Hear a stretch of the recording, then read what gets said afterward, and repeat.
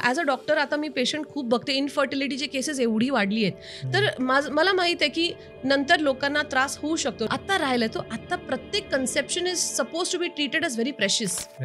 Natural कन्सेप्शन्सला आम्ही खूप प्रेशियस आणि सध्या तर लकी म्हणतो आम्ही पेशंट्सला की अरे वा, स्वतःहून राहायला you are very lucky. So first आमचं पण काय आउटलुक असतो की कंटिन्यू करा. हे तर अबॉर्शन तर मी फार पुढचं, Sahil you are talking about खूप अहेड. मी बेसिकवर येते. सेक्स करायला कोण शिकवतंय? शाळेत जी सेक्स एज्युकेशन दिली जाते ते about period, about your private parts, ते 20 वर्ष आधी 25 वर्ष आधी इट वॉज फाईन. आत्ताच्या मुलांना त्याची गरज नाहीये. ते तुम्ही सांगायच्या आधी त्यांना ऑलरेडी सगळं माहित आहे. पण आत्ताच्या मुलांना लगेच जे रिलेशनशिप्समध्ये एंटर होत आहेत, they are very open to enter in to physical relationships also, but they don't have knowledge.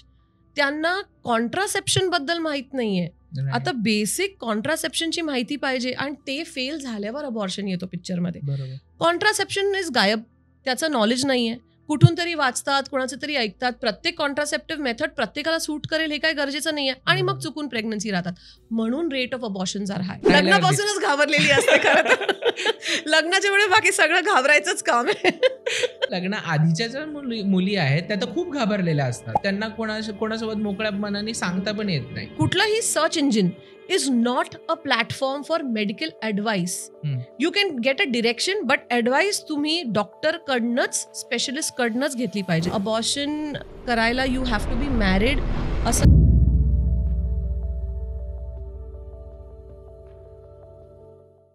आजच्या टॉपिक बद्दल विचार करताना लोकांना असं वाटतं की मी काही चुकीचं करतोय का, किंवा माझ्या हातातून काही चुकीचं घडतंय का. तर अशाच एक सेन्सिटिव्ह टॉपिकवरती आज आपण चर्चा करणार आहे, तो म्हणजे अबॉर्शन. आज आपल्यासोबत या टॉपिकवरती चर्चा करण्यासाठी भारतातल्या नामांकित वुमेन हेल्थ केअर स्पेशलिस्ट, प्रसूती आणि गायनेकोलॉजी ह्याच्यामध्ये गेले 16 वर्ष काम करत असणाऱ्या डॉक्टर राधिका वाघ मॅडम आलेल्या आहेत. आजच्या पॉडकास्टमध्ये आपण इन डेप्थ चर्चा करायचा प्रयत्न केलेला आहे. म्हणजे अबॉर्शनचे जे पिल्स असतात त्याचे काही साईड इफेक्ट्स असतात, किंवा ओव्हरऑल अबॉर्शन जर करायचं म्हटलं तर त्याचा फ्युचरमध्ये काही त्रास होतो का, पुढच्या कन्सेप्शनला त्याचा त्रास होतो का, पुढच्या वेळेस परत प्रेग्नंट होताना त्यावेळेस काही त्रास होतो का. तर या सगळ्या प्रश्नांबद्दल आज आपण जाणून घ्यायचा प्रयत्न केलेला आहे. तुमच्या फॅमिलीमध्ये, तुमच्या मित्रांमध्ये हा पॉडकास्ट शेअर करायला विसरू नका. चॅनलला लाईक, शेअर, सबस्क्राईब नक्की करा. ती बेल आयकन दाबायला विसरू नका. आणि आता जास्त वेळ न घेता पॉडकास्टकडे वळूयात.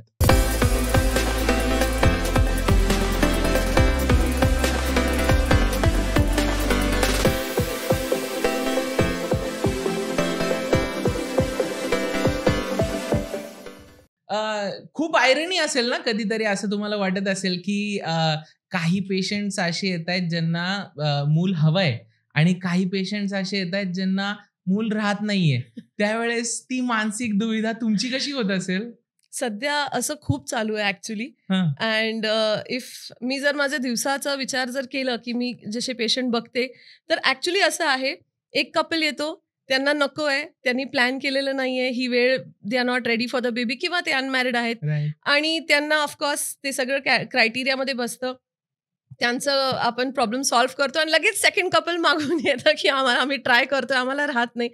तर yes, it is very funny sometimes.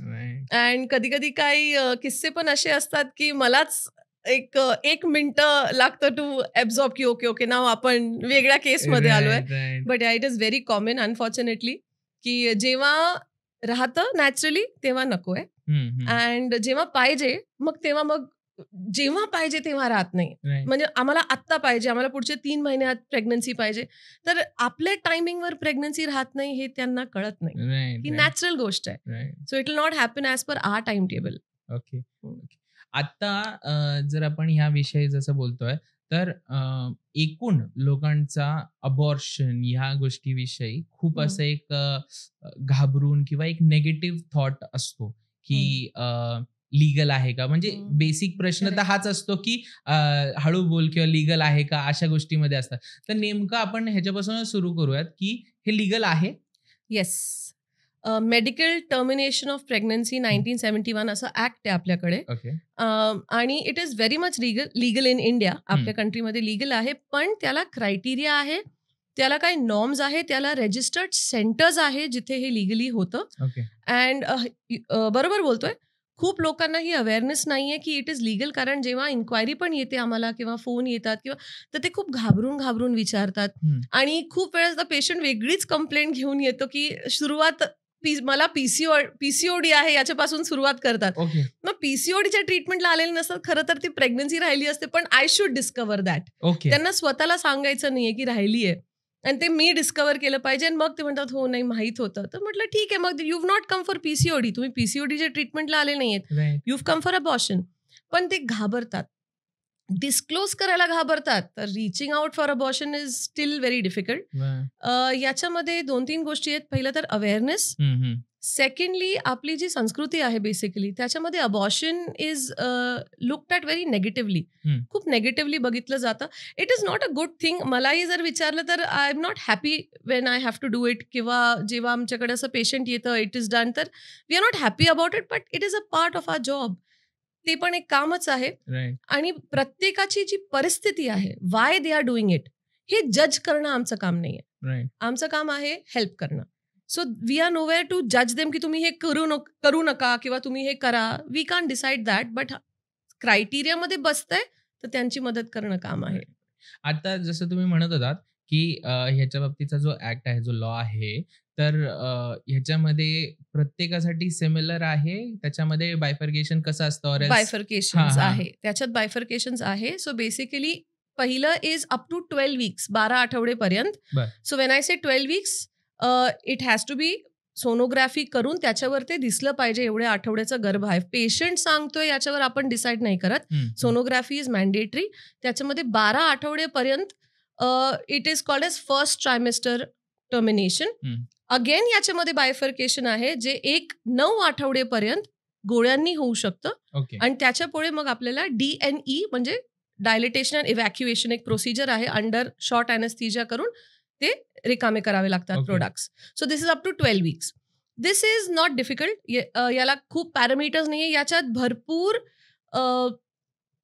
Considerations दिलेले आहेत फॉर अ कपल. म्हणजे commonest one is failure of contraception, की एक कपलनी कॉन्ट्रासेप्शन यूज केलंय पण तो फेल झालेला आहे. सो एवढं इझी केलेलं आहे की if you have accidentally conceived also तुम्हाला ते करता येतं.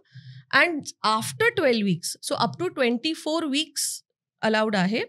After 12 weeks it is called as second trimester termination. This is little tricky. याच्यामध्ये you need a very strong reason की का अबॉर्ट करायचंय. युजली बेबीमध्ये काही डिफेक्ट किंवा आईची फिजिकल कंडिशन, हेल्थ कंडिशन अशी आहे that she cannot continue the pregnancy. किंवा बेबीमध्ये कुठली तरी अशी कंडिशन आपल्याला जाणवली आहे. 11 आठवड्यात युजली NT स्कॅन केलं जातो ज्याच्यामध्ये जेनेटिक डिफेक्ट्स दिसतात. सो इफ तसं काही डिफेक्ट दिसलाय किंवा 19 to 20 वीक्समध्ये आपण अनॉमली स्कॅन करतो, व्यंगाची सोनोग्राफी करतो, त्याच्यामध्ये काय व्यंग आलेलं आहे. So basically it is for those pregnancies. And त्याला अबॉर्ट करणं is again under proper legal norms शक्य आहे, पण ते त्या लिगल नॉर्म्समध्ये बसलं पाहिजे. Right. So up to 24 weeks तसं लिगल आहे. ओके. आणि जसं तुम्ही म्हणताय की वयाची मर्यादा नाही ह्याच्यामध्ये आहे. ऑफकोर्स. सो 18 years प्लस पाहिजे. The female has to be above 18. आणि मॅरिड अनमॅरिड बेसिकली क्रायटेरिया नाही आहे याच्यामध्ये. सो अबॉर्शन करायला you have to be married असं काही क्रायटेरिया नाहीये. अनमॅरिड ही अबॉर्शन करू शकते. That is also legal. Right. आणि आपण ओव्हरऑल जनरल बोलतोय म्हणून मी विचारतो की काही असे रेप केसेस असतात ते एक्सक्लूड केले जातात ह्याच्यामध्ये, की मुलगी समजा नाबालिक आहे, 18च्या खालची असेल तर त्यावेळेस. येस. आता त्यावेळेस लिगल प्रोसिजर असतो. बिकॉज एनी मायनर बिलो 18 आपण मायनर म्हणतो. एखाद्या मायनरचं जरी अबॉर्शन करायचं, मे बी रेप झालं सुद्धा नसेल. ओके, रेप झालाय तो it is of course a police case. मग ते प्रायव्हेट सेंटर्सचा प्रश्नच नाहीये, तो गव्हर्नमेंट सेंटर्सच हँडल करतात. पण असे पण काही केसेस जिथे बिलो 18 गर्ल प्रेग्नेंट झाली आहे, कन्सिव्ह झाली आहे, तर त्याच्यासाठी पण तिचे आई वडील पोलीसला इन्फॉर्म करणं, एक एफिडेव्हिट करणं, असं खूप लिगल प्रोसिजर आहे, प्रोटोकॉल आहे, तो फॉलो करू शकतो. पण शक्यता प्रायव्हेट प्रॅक्टिशनर्स मध्ये असतं की हे केसेस ते गव्हर्नमेंट सेंटर्सला रिफर करतात. म्हणजे लिगॅलिटीमध्ये फार कोणाला प्रायव्हेट डॉक्टर्सला स्पेशली त्यांच्या इन्स्टिट्यूट्सला we don't want to get it into that thing की उद्या येऊन काय होईल ते आता रेप म्हणत नाहीये, झाल्यानंतर म्हणतील रेप झालं होतं तर काय करणार. सो डॉक्टर्सला पण स्वतःला सेफ ठेवायचंय म्हणून गव्हर्नमेंट सेंटर्सला रिफर केलं जातं. आणि हेल्थ वाईज आपण जसं म्हणतोय तर नाबालिक ज्या वेळेस मुलगी असते तर मायनर असते आणि इफ वी आर सेइंग की रेप वगैरे तशी काही गोष्ट नाहीये आणि जनरल प्रेग्नन्सी आलेली आई वडिलांसमोर मुली समजून आलं आणि मुलीला घेऊन आले तर ते त्यावेळेस जर कुठली प्रोसिजर आई वडील मुलीवरती हे करतात तर त्याचे काही इफेक्ट्स दिसतात का किंवा त्याचे काही हार्मफुल असं काही नाहीये? नाही, सी टर्मिनेशन तुम्ही कुठल्या पद्धतीने करताय पहिलं तर ते महत्वाचं आहे. पद्धत मनाने डिसाईड नाही होत. पद्धत प्रेग्नन्सीच्या साईज किंवा ग्रोथ किती आठवड्याची आहे याच्यावर पहिलं तर डिसाईड होते. दुसरी पद्धत डिसाईड होते on the well being or the fitness of that female. For example, कोणाचा हिमोग्लोबिन समजा 7 आणि 8 ग्रॅम आहे आणि अशी पेशंट जर 6 आठवड्याचं प्रेग्नन्सी जर घेऊन आली आहे 6 वीक्सची तर ideally she is eligible for pills, गोळ्यांनी अबॉर्ट होऊ शकतं. पण 7 आणि 8 HB ला गोळ्यांमध्ये आपल्या हातात कंट्रोल नाही की ब्लिडिंग किती होईल. बरोबर. Such a patient can go into very low haemoglobin, she can land up with 5 or 4.5 जर खूप ब्लिडिंग झालं तर. सो त्याच्यामुळे वेल बिंग बघून आपण पद्धत डिसाईड करतो. फॉर सच अ पेशंट मग आपण क्युरेटिंग करणं म्हणजे DNE करून हवं तर ब्लड लावू शकतो किंवा इट इज सेफ. इव्हॅक्युएट केलं, प्रोडक्ट्स रिकामे झाले in the time frame, it is safe. आता ऑप्शन तेव्हा चूज केलं जातं depending on the fitness of the patient. तिच्या फिटनेसवर डिपेंड करतं. आता खूप वेळेस जेव्हा आमच्याकडे अनमॅरिड मुली जेव्हा येतात अबॉर्शनसाठी वाटतात की नाही हिचं हिमोग्लोबिन नाहीये बरोबर. सो ऍट दॅट टाइम डॉक्टरचं काम आहे, बिकॉज गोळ्या द्यायचे आहेत की नाही हा डिसिशन डॉक्टरचा आहे. बरोबर. So doctor is taking that responsibility of giving those pills. तर तिचं हिमोग्लोबिन 6 आहे की 16 आहे याची खात्री करून घेणं पण डॉक्टरचं काम आहे ना. बरोबर. तर if I am not sure haemoglobin किती आहे then I should not give the pills. तसं आहे. So depending on fitness. Right. म्हणजे आता तुम्ही म्हणताय त्याच्यानुसार माझे 2-3 पॉइंट्स क्लिअर झाले. राईट. म्हणजे अबॉर्शन पिल्स जे आहेत किंवा अबॉर्शनची ही पूर्ण मेथड जी आहे कुठल्याही पद्धतीची ही जास्त करून वयोमर्यादा अशी लिगली वयोमर्यादा आहे. बट हेल्थ वाईज जर बघायला झालं तर तसे काही त्याचे हे नाहीये. 18च्या खाली पण लोक करू शकतात, मुली असतात ते करू शकतात. राईट. माझा आत्ताचा प्रश्न हाच आहे की समजा आता आपण अबॉर्शन वगैरे हे जे टर्म आहे अबॉर्शनचं म्हणतो तर ही प्रत्येक लेडीज ज्यावेळेस हा विचार करते की आपल्याला अबॉर्शन करायचंय त्यावेळेस काही गोष्टी असतात ते फोर्सफुली वगैरे किंवा हे असतात तर डॉक्टरकडे ही मुभा असते की ती कन्सल्ट करेल त्या मुलीला की तुमच्यावर कुठल्या प्रकारचं फोर्सफुली काही गोष्टी केल्या जात नाहीयेत वगैरे ह्या गोष्टी. डिसिशन मुलीचाच आहे. मुलीचाच असतो. करेक्ट. सो इथे आता टू बी व्हेरी फ्रँक पूर्ण अथॉरिटी कंटिन्यू पुढे कंटिन्यू करायचंय की नाही करायचंय ही त्या मुलीची आहे. But she has to be above 18. Above 18 मुलीला तो अधिकार आहे की तिला कंटिन्यू करायचंय की नाही करायचंय. मॅरिड अनमॅरिड अगेन इथे पण क्रायटेरिया नाहीये. हा पण मॅरिडला आम्ही ॲज डॉक्टर्स आम्ही सांगतो it is better to have your husband with you. दोघांना एक पेजवर येणं गरजेचं आहे. पण त्याच्यात ही टू बी फ्रँक एक थोडं झुकाव पेशंटकडे असतो. जर तीच तयार नाहीये ना तिची मनाची तयारी आहे ना तिची शरीराची तयारी आहे to carry that pregnancy and become a mother मग तिला फोर्स करत नाही युजली. हा पण जिथे ॲज अ डॉक्टर जिथे वाटतं की नाही तिने हे कंटिन्यू केलेलं जास्ती चांगलं आहे तिथे आपलं काम आहे तो काउन्सिल सुद्धा करणं. Every patient who comes for abortion specially if she is married the first point of counselling is to continue. पण लाईक आय टोल्ड यू प्रत्येकाचे प्रॉब्लेम आपल्याला माहित नसतात आणि हे आपलं दृष्टिकोन झाला. ॲज अ डॉक्टर आता मी पेशंट खूप बघते. इनफर्टिलिटीचे केसेस एवढी वाढली आहेत तर मला माहित आहे की नंतर लोकांना त्रास होऊ शकतो not because of the abortion for various other reasons पण त्रास होऊ शकतो कन्सिव्ह करायला. आता राहिलाय तो आता प्रत्येक conception is suppose to be treated as very precious. Natural कन्सेप्शन्सला आम्ही खूप प्रेशियस आणि सध्या तर लकी म्हणतो आम्ही पेशंट्सला की अरे वा स्वतःहून राहायला you are very lucky. So first आमचं पण काय आउटलुक असतो की कंटिन्यू करा पण if they don't decide to continue, the girl, the female, the patient has the authority to decide. She Right. Can decide. Right. इसमें हस्बैंड का consensus हो तो अच्छा है, बट नहीं भी हो तो भी शी solely has the authority to take that call. Nobody can force her to Continue? No. Right. No. Right. Okay. No. But she has to be that strong. Okay. Yeah. की ओके फोर्स करतायत पण मी तो Influence force वगैरे I am not going to get हा, हा, influenced. हा, मी right. तो इन्फ्लुएन्स होणार नाहीये. Right right Yes. Right right. जसं आता आपण म्हणतोय तर अवेअरनेस हा जो ह्या बाबतीत नाहीये, तर तुम्हाला काय वाटतं किंवा जस्ट एक कॅज्युअल तुमचा पर्स्पेक्टिव्ह मला जाणून घ्यायचा आहे की तुम्हाला काय वाटतं की आजकाल किंवा ओव्हरऑल अबॉर्शनच्या बाबतीत एवढा अवेअरनेस का नाहीये?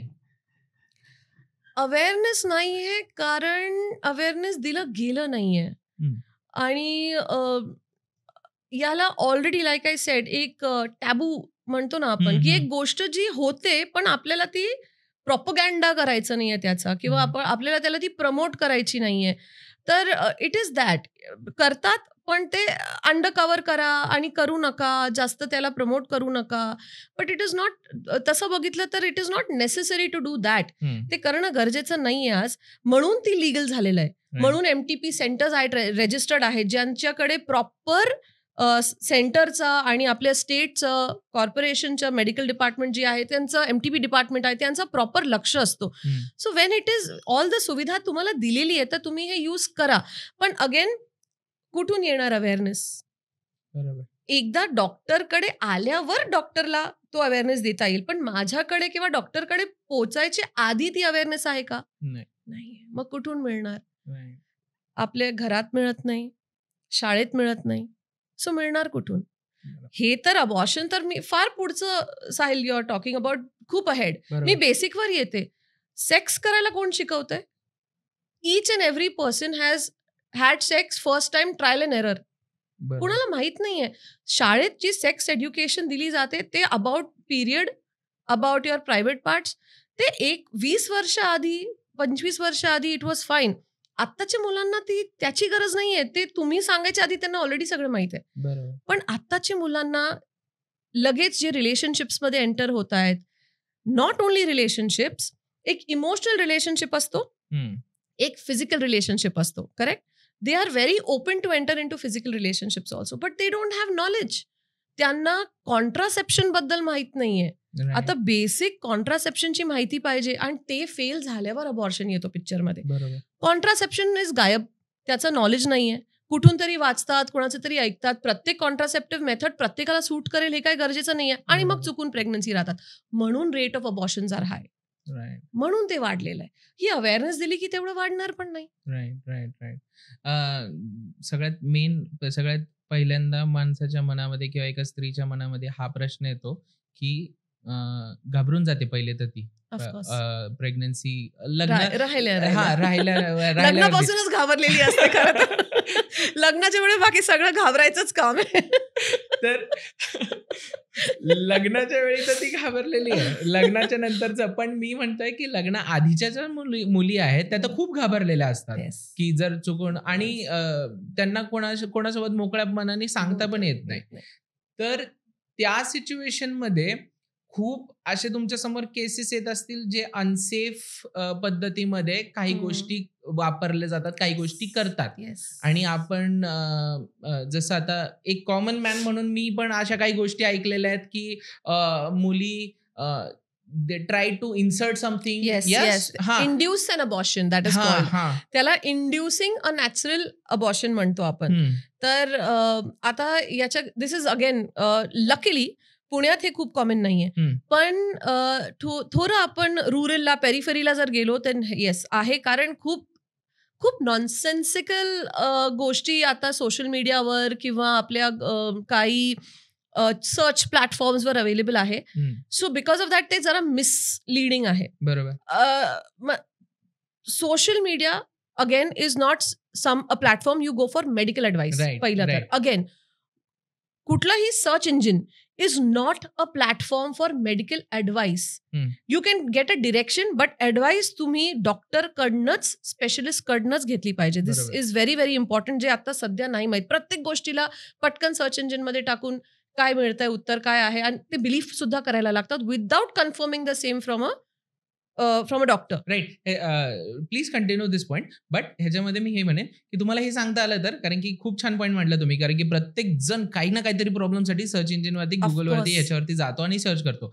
तर ह्याच्यामध्ये का सर्च इंजिन किंवा का तुम्ही गुगलवरती जी माहिती आहे ती प्रत्येकासाठी नाहीये किंवा ऑर एल्स ती जनरल पब्लिकसाठी आहे आणि तुम्ही स्पेसिफिक एका डॉक्टरकडे का गेलं पाहिजे हे जर तुम्हाला सांगता आलं आता तर? करेक्ट. पहिलं तर हेल्थ केअर किंवा हेल्थ ट्रीटमेंट किंवा मेडिकल ट्रीटमेंट ही प्रत्येकाची वेगळी आहे. जरी केस सेम आहे, हम्म, 6 वीक्स प्रेग्नन्सी सगळ्यांना आहे, पण काय त्या सगळ्यांच्या हिमोग्लोबिन सेम आहेत? बरोबर. त्या सगळ्यांच्या युट्रसचे आकार सेम आहेत? त्या सगळ्यांची फिजिकल फिटनेस सेम आहे? नाही. नाही. Every case is different. बरोबर. एक जनरलाइज्ड ओपिनियन, एक जनरलाइज्ड उत्तर तुम्हाला गुगलवर मिळेल, पण नॉट नेसेसरी तो तुम्हाला ऍप्लिकेबल होईल. बरोबर. And this is not only for abortion, this is for everything. Right. PCOD सध्या इतकं कॉमन झालेलं आहे. एव्हरी थर्ड पर्सन थिंग्स, मला पेशंट येऊन सांगतात बरं का, हम्म, मला पीसीओडी आहे, ओके. स्वतःहून, की ठीक मला आहे. पीसीओडी आहे. तर आता पेशंट सांगतेय पीसीओडी आहे, तर तिने डायग्नोसिस करून, खात्री करून बोलत असेल. काही केलेलं नाहीये, काही नाही, ना सोनोग्राफी झालेली आहे, ना हॉर्मोनल इव्हॅल्युएशन झालेलं आहे, काही नाही. एखादा पिरियड थोडं वर खाली गेलाय म्हणून स्वतःला पीसीओडी स्वतः लेबल केलंय गुगलवरून. ओके. म्हणजे गुगलवरती असे सिम्पटम्स लिहिलेले आहेत आणि मला पण की तसे आहेत. या महिन्याला या महिन्याला माझा पिरियड 4 दिवस लेट आला आणि मला स्ट्रेस पण होतं आणि मी काय गोळी खाल्लेली नाहीये असं गुगलला विचारलं आणि गुगलने उत्तर दिलं पीसीओडी, लेबल केलं, कन्फर्म पण नाही केलंय. So it is a generalised Right. opinion or generalized outcome that search engines give you. Right. This is derived from a lot of data around. बरोबर. And common जे असेल त्याच्यावरनं तो उत्तर आहे. नॉट नेसेसरी तुम्हाला तो ऍप्लिकेबल आहे. बरोबर. तुम्ही एक डिरेक्शनसाठी गुगल करताय तर ठीक आहे, पण it cannot be a final thing. डॉक्टरकडे जावंच लागेल, बिकॉज जेन्युइनली नाहीये तुम्हाला पीसीओडी. एखाद वेळेस कुठल्या तरी कारणाने जर ओव्ह्युलेशन डिले झालं तर पिरियड कोणाचाही डिले होऊ शकतो, बरोबर. Not only a PCOD person. So genuinely म्हणून you have to go to your doctor to confirm what exactly is wrong and what is the right treatment for it. बरोबर. And बरोबर. मुळात treatment घ्यायची गरज आहे का? बरोबर.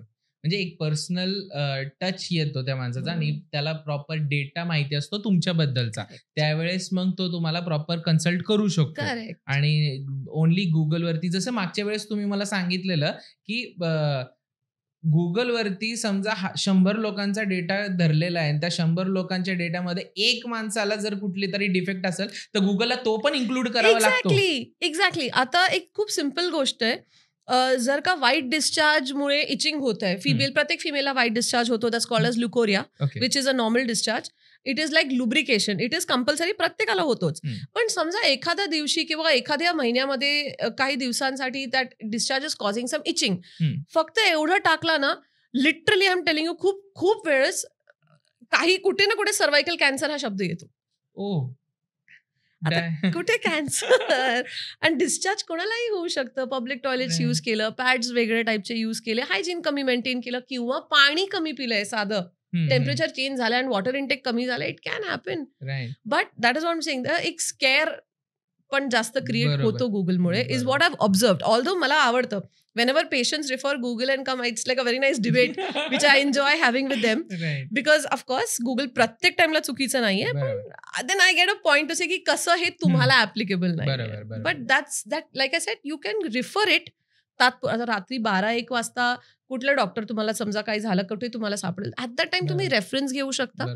But you need to take a proper consultation with the specialist for any medical complaint. You were continuing about that unsafe ह्याच्यावरती आपण बोलत होतो, अनसेफ अबॉर्शन किंवा अवेअरनेस नाहीये, लोक खूप विचित्र पद्धतीचे. Correct. So yes, so lot of times they think काही नॅचरल गोष्टी आहेत ज्याच्यामध्ये हा अबॉर्शन आम्ही इंड्यूस करू शकणार. सो लाईक आय सेड, सिटीजमध्ये ड्रॅस्टिक मेजर्स कोणी करत नाही लकीली, बट अदरवाईज खूप लोक खूप काय काय गोष्टी करतात ज्याच्यामध्ये त्यांना खूप वेगळे पद्धतीचे आय कॅन से कॉम्प्लिकेशन सुद्धा तयार होतात, which they do land up in emergencies. Rural एरियामध्ये खूप कॉमन आहे, पण सिटीजमध्ये तेवढं नाही. But basic everybody will agree with me की पपया खाल्लं की पिरियड येतात. सो पपयामध्ये काही युटेरोटॉनिक प्रॉपर्टीज आहे, but not every time you eat papaya you land up with an abortion. Okay. तर आता काही असे असतात ज्यांना प्रेग्नन्सी टेस्ट पॉझिटिव्ह आलेली आहे, पण प्रेग्नन्सी खूप छोटी आहे, अजून गर्भाशयामध्ये दिसत नाहीये. जोपर्यंत दिसत नाही तोपर्यंत अबॉर्ट करत नाही आपण. जोपर्यंत वी सी इट इंट्रा युट्राईन पाहिजे, दिसत नाही तोपर्यंत अबॉर्शन आपण करू नाही शकत. तर तेव्हा असं सांगतो की तुम्ही हवं तर पपया खा किंवा गरम काही गोष्टी खा. So sometimes it can get induce, very rare, it's not common. पण हे सांगितल्यावर ते 7 दिवस फक्त पपया खातात. तरी काही होत नाही. So there are certain things that they do self create करायला, अँड इट फेल्स. फेल होतं आणि मग they have to come for advice. मुद्दा काय आहे, once you know you are pregnant, take a medical advice. Medical advice घेऊन किती मोठा आहे, काय आहे, खूप छोटं असेल तर सेल्फ होतं. सो मेनी टाइम्स मिसकॅरेजेस होतात पेशंट्सचे. प्रेग्नन्सी चांगली नाहीये तर पुढे जाणारच नाही. बरोबर. But you cannot induce an abortion by your self is what I think. Right. कारण की असे बरेच आपल्याला एक्झाम्पल्स किंवा तुमच्या समोर तर खूप येत असतील असे एक्झाम्पल्स की काहीतरी दुसऱ्या कुठल्या तरी गोष्टीचा वापर करून त्याला त्रास देण्याचा प्रयत्न केला. नाही, कधी नाही करायचं ह्या गोष्टी, कारण यू डोंट नो तुम्ही काय हार्म करू शकता स्वतःला. आणि of course that is a female reproductive organ, त्याच्याशी मस्ती करू नये. कारण तुमच्या नेग्लिजन्समुळे किंवा तुमच्या भीतीमुळे, because why they do all this, ते हे का करणार? कारण त्यांना भीती वाटते घरी सांगायला किंवा डॉक्टरकडे जायला. तर भीतीमुळे तुम्ही या गोष्टी ट्राय करतात, हे करू नका. असे आता सध्या डॉक्टर्स पण खूप छान हेल्प करतात, सांगतात, अँड इट इज लिगल. तर डॉक्टर का नाही हेल्प करणार तुम्हाला? ज्या पद्धतीने, जेवढ्या चांगल्या पद्धतीमध्ये तुम्ही एक्सप्लेन करताय त्याच्या डॉक्टर्सने एक्सप्लेन केलं तर खूप लोक येतील डॉक्टर्सकडे सगळ्यात. पण आय एम शुअर करत असतील. ओके. आता जर समजा आपण या टॉपिकमध्ये पुढचा प्रश्न माझा हाच आहे की ॲज यू वॉज सेईंग की वेगळ्या पद्धतीचे म्हणजे वेगवेगळ्या टाइप्स असतात अबॉर्शनचे, की आपण पिल्स म्हणा किंवा त्याच्यानंतरचे प्रोसिजर्स म्हटले तुम्ही. तर असे एकूण किती प्रोसिजर्स असतात किंवा किती पद्धतीमध्ये आपण अबॉर्ट करू शकतो? ओके. सो टोटल जर 24 आठवडेपर्यंत पकडायचंय तर टोटल देर आर 3 मेथड्स. ठीक आहे. पण आपण 12 आठवडेपर्यंत कॉमनली करतो, त्याच्यामुळे 12 आठवडेपर्यंत there are 2 methods. Up to 9 weeks tablets can be given. एक किट असतो, MTP किट. आधी हा किट ओव्हर द काउंटर मिळायचं मेडिकल स्टोअर्समध्ये, आता ते मिळत नाही. का? चुकीच्या साईजच्या प्रेग्नन्सीला जर का गोळ्या खाल्ले गेले, these are very powerful pills. They are safe pills but they are very powerful. आणि चुकीच्या साईजच्या प्रेग्नन्सीमध्ये जर का या गोळ्या खाल्ले गेले, patient can bleed a lot. आणि काही असे मिसहॅप्स झालेले आहेत where patients have lost their lifes because of excessive bleeding. Right टाइमला they could not reach a centre where they could get help आणि दे लॉस्ट देअर लाईफ्स. असं काही cases झालेले आहेत. त्याच्यामुळे मग हा नॉर्म आलेला MTP ऍक्ट तर होताच, पण हा पर्टिक्युलरली की आता किट पण डॉक्टर रजिस्टर्ड MTP सेंटर मधूनच तुम्ही किट घ्यायचं आहे. So that is one thing. Again, कुठलीही मेथड असो, बेसिक आहे सोनोग्राफी. गर्भ किती मोठा आहे हा पहिला. दुसरा मोस्ट इम्पॉर्टंट, इंट्रा युट्राईन, गर्भाशयाचे आत पाहिजे. आता तू मला विचारशील की गर्भ मग गर्भाशयाच्या आतच असणार, कुठे असणार दुसरीकडे? नाही. गर्भ हा तयार होतो ट्यूबमध्ये. जे फॅलोपियन ट्यूब्स असतात, ऍक्च्युली एम्ब्रिओ तिथे तयार होतो आणि तो पुढे सरकत मग युट्रसमध्ये येतो. ठीक आहे. So this journey of the embryo crossing the tube and coming in the uterus, if this is failed or if this is not completed, कधी कधी तो गर्भ ट्यूबमध्ये अडकून जातो, चिटकून जातो. This is called as ectopic pregnancy. It is, म्हणजे तो फीटस ट्यूब मध्येच वाढायला सुरू होतो. फीटस नाही, हा बेसिकली एम्ब्रिओ ग्रो होतो ट्यूब मध्येच. पण युट्रस काय आहे? Uterus is an organ which can carry a 3 kilo baby. 3 किलोचा बेबी पर्यंत, 4 किलोच्या बेबी पर्यंत युट्रस ग्रो होऊ शकतं. तेवढं इलॅस्टिसिटी आहे युट्रसमध्ये. This elasticity is not there in the tube. ट्यूबमध्ये गर्भ 6 आठवड्याच्या पुढे गर्भ जात नाही, ट्यूब फाटते. Tube is very thin. इतकी बारीक असते ती नलिका जी असते, इतकी बारीक असते की त्याच्यामध्ये गर्भ जर वाढला ती ट्यूब फाटते and it causes very bad intra abdominal haemorrhage. Patient can lose life. It is life threatening. So ectopic प्रेग्नन्सीला अगेन अवेअरनेस कमी आहे, नॉलेज फार नाहीये, पण तरी माहित आहे लोकांना की there is something called as ectopic. तर अगेन काही सिम्पटम्स असे असतात जे एक्टोपिक मध्ये असतात. ते वाचून पण पेशंट आमच्याकडे खूप वेळा येतो की एक्टोपिक आहे का, म्हटलं का असेल एक्टोपिक, नाही असं असं मला होतंय म्हणून. सो काय बोलायचं आहे तात्पर्य की ट्यूबमध्ये गर्भला आपण गोळ्या देऊ नाही शकत. It cannot be, it's a total different procedure than एक्टोपिकचं. अबॉर्शनच्या गोळ्या देऊ नाही शकत. ओके. एक मेथड आहे, देता येतं, पण त्याची लोकेशन, त्याची साईट एक खूप टिपिकल पाहिजे, which is not very common. Okay. की तो त्या गोळ्यानी तो पोटात पडून जाईल, म्हणजे फिम्ब्रिल एंड जिथे ट्यूब संपते आणि तिथे त्या एंडला जर चिटकलं असेल, राहिलं असेल, आणि it's called as a therapy which that can be given, की तो तिथेच पडून जाईल. पण it's not common and it is risky also to do that. पण ट्यूबमध्ये गोळ्या देता येत नाही. ट्यूबमध्ये तर आपल्याला डीएनई करता येते, त्याला एक्टोपिक प्रेग्नन्सीला वेगळीच आहे. त्याला मग ऑपरेट सर्जिकली रिमूव्ह करावं लागतं. Okay. Conserving the tube if possible. If it tears, but if it the tube फाटली आहे तर ती ट्यूब पण कन्झर्व करणं फार अवघड होऊन जातं. तर मेन सेकंड काय आहे, that the pregnancy should be in the uterus. Okay. Ectopic pregnancy काय फार कॉमन नाहीये, पण आहे. तर या 2 कारणांकरता, कुठे आहे location of the pregnancy, second size of the pregnancy, growth किती आहे, याच्याकरता सोनोग्राफी करणं खूप गरजेचं आहे. राईट. आफ्टर सोनोग्राफी मग तो मेथड ठरवला जातो.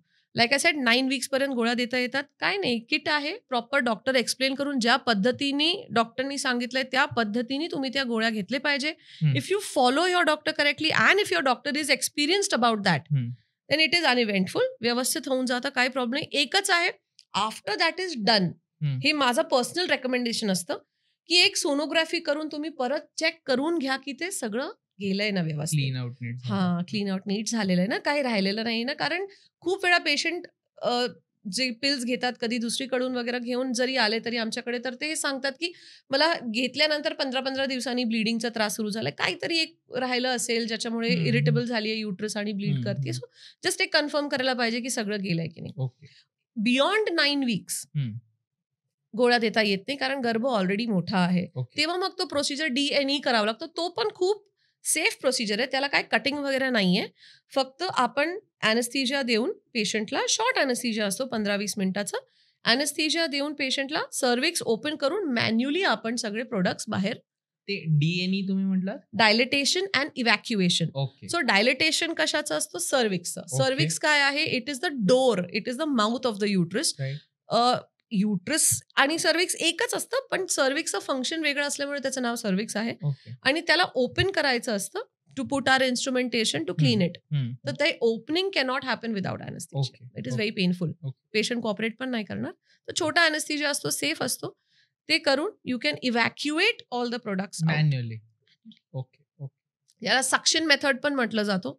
एक सक्शन मशीन असते, ते यूज करून you can just remove it out. Right. आता तुम्ही म्हणताय जसं हे 12 वीक्सच्या नंतर पर्यंत. ओके, 12 वीक्स पर्यंत. ओके.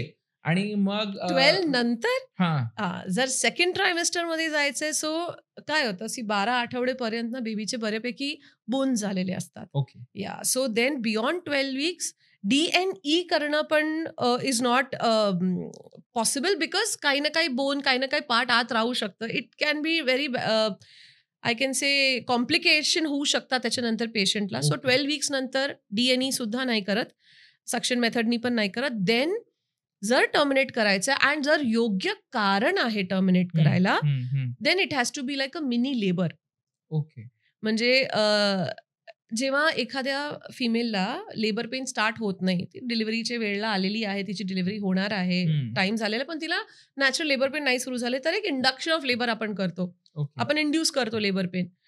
याला याला जर म्हणायचं असेल सोपं भाषेमध्ये, माझ्याकडे गाडी आहे, माझ्या गाडीचं बॅटरीचं इश्यू झालेला आहे आणि मी बटन दाबलं की माझी गाडी स्टार्ट होत नाही, तर काय कोणी धक्का मारतं, बरोबर. पण ते धक्का मारून मग माझी गाडी स्वतः पिकअप झाली पाहिजे, करेक्ट. सो ते धक्का इज इंडक्शन. की काही असे मेडिसिन्स असतात, काही असे डोसेस असतात की त्या आपण लेबर पेन इंड्यूस करतो and then proper labour naturally takes over. Takes over. पूर्ण मेडिसिनवर आपण नॉर्मल डिलिव्हरी नाही करू शकत. It's not possible. It will pick up, म्हणजे तो सुरू होऊन जाईल परत.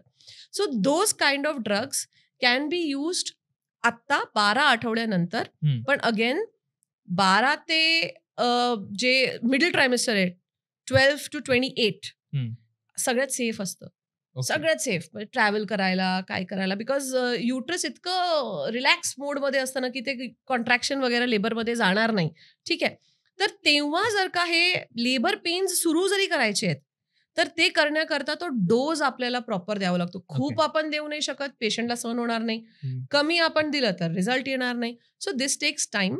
याला 2 ते 3 दिवस सुद्धा लागतात. म्हणून याच्यामध्ये नॉर्म्स आहे एवढे की it should fit in the right criteria. एखादा पेशंट माझ्याकडे फेलियर ऑफ कॉन्ट्रासेप्शन जर घेऊन आला की आम्ही कॉन्ट्रासेप्शन नाही यूज केलं किंवा आमचं कॉन्ट्रासेप्शन डिव्हाइस फेल झालं आणि प्रेग्नन्सी राहिली आहे, तुमच्याकडे 12 आठवड्यापर्यंत टाइम होता to get an abortion done. आता तुम्ही 16व्या आठवड्यात आले, so technically they don't fall into that criteria. Right. माझा तोच प्रश्न होता. जर समजा आता लोक असतात, विचार करतात की निर्णय घ्यायला काही उशीर झाला, आपण समजू तसं म्हणूयात, तर लोकांची अशी भावना असते की आपणच आपल्या पद्धतीने घेऊन बघू त्या तसल्या पिल्स ज्या तुम्ही म्हणता, नाही मिळत. तर मग त्यावेळेस गर्भाशयाला काहीतरी त्रास तर होणार आहे, प्रॉब्लेम होऊ शकत नाही ना. ओके. आता if I have to explain, एखादी कुठली तरी डिश आपल्याला खूप आवडते. समजा एक गोवाची काहीतरी फेमस डिश आहे, आपल्याला खूप आवडते. आता गोवाला गेलायस, खाल्लाय तिकडे जाऊन, ते इनव्हेरिएबली जे शॅक्स असतात किंवा गोवाचे जे रेस्टॉरंट असतात, पूर्ण क्राऊडमध्ये एखादी कुठली तरी बाई असते ज्या शेफला किंवा कोणाला विचारून रेसिपी विचारते, हे कसं केलंय. I have seen this, I have notice many time. ज्यांना उत्साह असतो, स्वयंपाक करायला आवड असते, ते विचारतात कसं केलंय. ते जरी ते शिकून जरी आले, ते करू शकणार एक्झॅक्ट सेम होणार नाही. तुम्हाला जरी ड्रग्सचे नाव कळले, गुगल कर, तुला सगळे ड्रग्स मिळतील. इंडक्शनसाठी कुठले ड्रग्स आहे, Google will give you everything.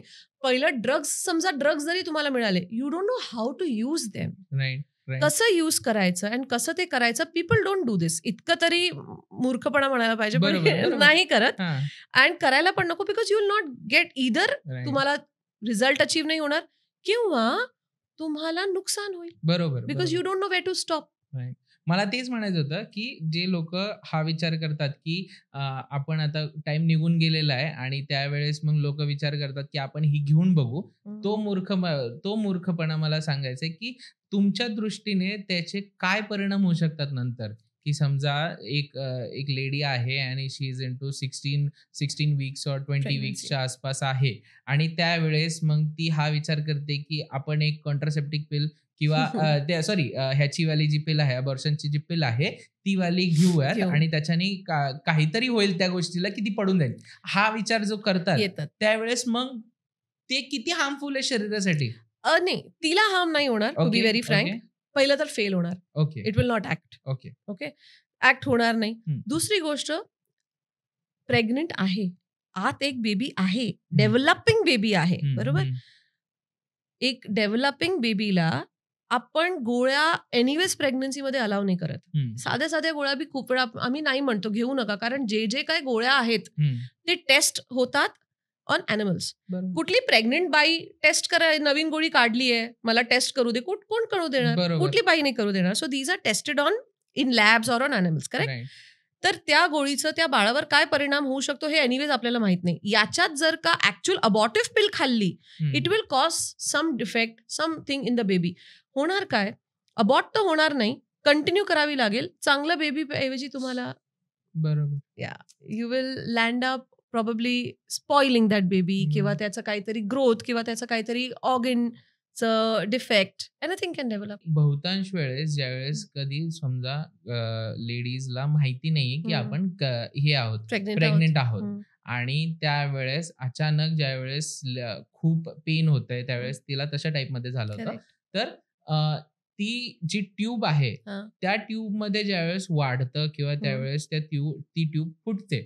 तर जर ती फुटली तर ती प्रोसिजर सेम असते जसं तुम्ही म्हटलात की तिला मग पूर्ण ऑपरेशन टाईप प्रोसिजर असते, प्रॉपर ऑपरेशन टाईप प्रोसिजर आहे ती. ओके. ती फुटली तर ऑपरेशन आहेच, पण जरी ती नाही फुटली आहे आणि दिसलीये की ट्यूब मध्ये गर्भ वाढतंय, तरी it is a proper surgical procedure. आता ते ओपन, त्याला सॅल्पिंगॉस्टॉमी म्हणतात. सॅल्पिंगॉस्टॉमी म्हणजे ती ट्यूब कट करायची, त्याच्यातनं तो गर्भ काढायचा आणि तो परत ती ट्यूब शिवून घ्यायची. ओके हे 2 पद्धतीने करतात. एक पोट उघडून करतात अबडॉमिनल किंवा लॅप्रोस्कोपी. सध्या सगळे लॅप्रोस्कोपी करतात. बरोबर. पण again it is a proper surgery. This is salpingostomy कधी, जेव्हा ती फुटली नाहीये, जेव्हा ती रप्चर झालेली आहे, तेव्हा जेव्हा आपण करतो ओपन, तेव्हा ती ट्यूबचे चिथडे झालेले असतात. If I have to be very crude in my language, तर त्या ट्यूबला काय शिवता येणार परत की नाही? शिवल्यानंतर ते ब्लिडिंग थांबेल का? दुसरा प्रश्न.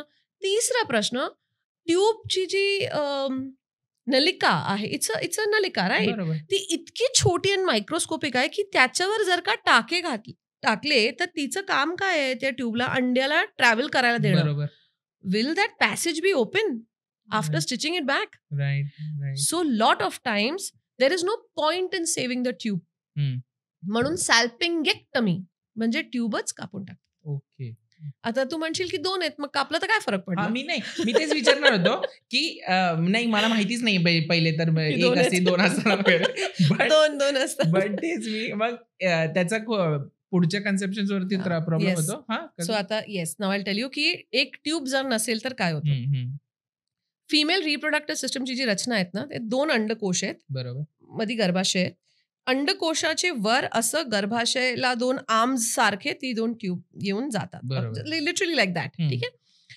अंडकोशात काय बादली पकडली अशा 2 हात, आणि अशी एकदम अशी असतात. बादली काय पकडले, असं ओपन आहे. ठीक आहे. आणि इथे खाली, याच्या खाली असं तो अंड असतो. ठीक आहे. तर आता होतं काय की ओव्हरी काय करते काम? ओव्हरीचं मेन काम आहे दर महिन्याला स्त्री बीज म्हणजे अंड रिलीज करणं. याला आपण ओव्ह्युलेशन म्हणतो. ठीक आहे. तो ओव्ह्युलेशन झाल्यानंतर तो अंड ओव्हरी मधून येणार कसं? सो जी ट्यूब आहे तिला बरोबर कळतं. आणि 2 ओव्हरीज असतात. दोन्ही ओव्हरीज दर महिन्याला ओव्ह्युलेशन नाही करत. Alternate ovaries ovulate every month. Okay. हा. सो जानेवारीमध्ये राईटनी केलंय तर फेब्रुवारीमध्ये लेफ्ट करेल, परत राईट, परत लेफ्ट. सो ते alternately take chances of ovulation. ज्या महिन्याला जी ओव्हरी ओव्ह्युलेट करते ती दुसरी ओव्हरी त्या महिन्याला सायलेंट असते, आराम करते, काय नाही. ओके. सो वेन ओव्ह्युलेशन व्हायचं असेल तर हे ट्यूबला कळतं. बरोबर ती ट्यूब ओव्हरीवर जाऊन बसते. ती ट्यूब तो अंड पकडते आणि तो अंड त्या ट्यूबमध्ये ट्रॅव्हल करतो. ट्यूबमध्ये असे केसांसारखे असे स्ट्रक्चर्स असतात, ते असे ढकलत त्या अंड्याला पुढे ढकलतात. ठीक आहे. जो मेलचा जो स्पर्म आहे, हा अंड ओव्ह्युलेशन नंतर फक्त 48 तास जिवंत असतो. मेलचा जो स्पर्म आहे तो इजॅक्युलेशन नंतर 72 तास जिवंत असतो. तर what is the trick of conception? एक जिवंत अंड्याला एक जिवंत स्पर्म भेटला पाहिजे. बरोबर. तर हे जे त्यांचं मेल आहे तो ट्यूब मध्ये होतो. Okay. So that journey of the egg in the tube is 48 hours. Okay. तर त्या ट्यूब मध्ये ती जर्नी होते त्या, आणि तो स्पर्म तिकडे येतो, जो कुठला स्पर्म आला, आणि एम्ब्रिओ तिकडे फॉर्म होतो. तो स्पर्म ट्यूब मध्ये ट्रॅव्हल फर्टाईल होतो, म्हणजे एका फर्टिलाइज करतो एगला. ओके. करेक्ट. तो विकी डोनर मूवी होती बघ. त्या विकी डोनर मध्ये सुरुवातीलाच ते असं रेस दाखवली बघ ते स्पर्मची. तर genuinely they have a race like that. It's a fact. माझ्या डोक्यात कसं होतं, मी बेसिक माझ्या ह्याच्याने सांगतो पुरुष म्हणून. माझ्या डोक्यात कसं होतं, ते अंड ज्या वेळेस अंडकोश ह्याच्यात येतं, युट्रस मध्ये येतं, त्याच्यानंतर स्पर्म त्याच्यापर्यंत हे होतं. मिलियन स्पर्म्स आहेत. ओके. एक इजॅक्युलेशन मध्ये million sperm, millions of sperms release होतात. ते खरं रेस आहे, कोण पहिलं पोहोचतंय तिकडे. आणि खूप वेळा एक नाही 3-4 more than, I think millions असतील तर मोर दॅन 3-4 डायग्रामॅटिकली किंवा असं दिसतात 3-4, पण ऍक्च्युली खूप असतात. एकच स्पर्म तिला एगला इतकं प्रोटेक्शन आणि इतकी कव्हरिंग असते, तो एकच स्पर्म आहे जो तो कव्हरिंग ब्रेक करून आतपर्यंत जाऊ शकतो. It's a very selective process. आणि मग तो जो गर्भ आहे तो ट्यूब मध्ये तयार होऊन पुढे येतो. ठीक आहे. आता आपण सुरुवात कशाने केली प्रश्नाची? आपण ट्यूबचं महत्व बोलत होतो. Right. So why is the tube important? 2 ओव्हरीजला जर त्यांचं काम सक्सेसफुली करायचं आहे, ओव्हरीचं काम सक्सेसफुल अंडर रिलीज करणं पण आहे, पण पुढे आपल्याला बेबीज पाहिजे, कन्सेप्शन पाहिजे. So if that has to happen, 2 ओव्हरीजचे दोन्ही ट्यूब्स पण काम केले पाहिजे ना. बरोबर. समज एखादी ओव्हरीला ट्यूब बंद आहे, ब्लॉक आहे, जसं एखाद्या पाईपला ब्लॉक असतो, ब्लॉक आहे, तो अंड आणि तो स्पर्म मिळणारच नाही. म्हणजे काय? Every month when that particular ovary is ovulating, that egg is waste. Fertility कितीवर आली? 50%. बरोबर. एक्झॅक्टली. सो एक ओव्हरी नाही किंवा एक ट्यूब नाही म्हणजे fertility drops to 50%. That is the importance of the tube. Right. आणि आता ज्या पेशंट्सच्या फॅमिलीज कम्प्लीट झाल्या किंवा ऍटलीस्ट ज्यांना 1 किंवा 2 मुलं आहेत, त्यांच्यामध्ये सॅल्पिंगेक्टमी करणं इज मोर बेनिफिशियल, बिकॉज एकदा एक्टोपिक राहिली की परत पण राहू शकते. पण ज्यांच्यामध्ये अनफॉर्च्युनेटली जर कुठली अनमॅरिड मुलगी आहे आणि तिला जर का एक्टोपिक झालाय, her both tubes are very very precious. बरोबर. तेव्हा प्रश्न पडतो की ती कशी वाचवायची. And if she comes late when it has already ruptured, मग काय, यू कॅनॉट डू एनिथिंग. क्लोजच करावे लागते ते, बिकॉज तिचं जीव वाचवण्याकरता, ब्लिडिंग थांबवण्याकरता ती ट्यूब काढावीच लागते. बरोबर. आणि हे मला जस्ट एक कॅज्युअल प्रश्न मला पडला म्हणून मी विचारतो.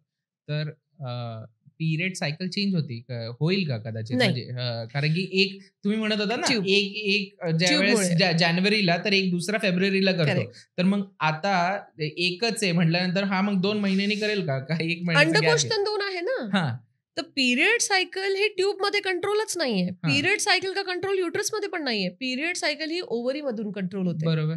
तर ओव्हरीची जी प्रोसेस आहे, अंड तयार करायची आणि अंड रिलीज करायची, ती चालूच राहते.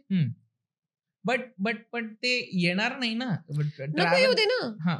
त्याला काय माहित. सो बेसिकली पिरियड कसं येतो, जेव्हा मेलेलं अंड येतं युट्रसमध्ये, म्हणजे 48 आवर्स मध्ये अंड फर्टिलाइज झाला नाही आणि मेलेलं अंड युट्रसमध्ये आलं की तेव्हा ते सिग्नल जातात की अरे हा एम्ब्रिओ आलेला नाहीये, हा मेलेला अंड आलेला आहे. Then the hormonal shunt comes, then the hormonal drop होतात की आता जी काय तुम्ही गर्भाशयानी जी तयारी केलेली आहे ते गर्भ ठेवण्याकरता तेच पिरियडच्या स्वरूपात along with the dead egg बाहेर पडतं. Okay, correct. तर आता काय होणार, युट्रसला काय ना अंड पण नाही येणार आणि एम्ब्रिओ पण नाही येणार. तर त्याचं सायकल नॉर्मल चालू राहील. तो तर तयारी करणार ना, कारण ovary is doing the job. ये तो बीच में कुछ तो गडबड हो रही है. बरोबर. सो सायकल्सला काही फरक नाही पडत तसं बघितलं तर. हा, ओव्हरीला काही त्रास झाला is Wien the cycles change. So that is how it happens. आता आपण मेजर कॉफी घेऊया. येस, कॉफी घेऊया. नक्की कॉफी घेऊया. गरम करायची, हॉट करायची थोडीशी. होईल का? हा, नक्की करू शकतो आपण. We can continue like this.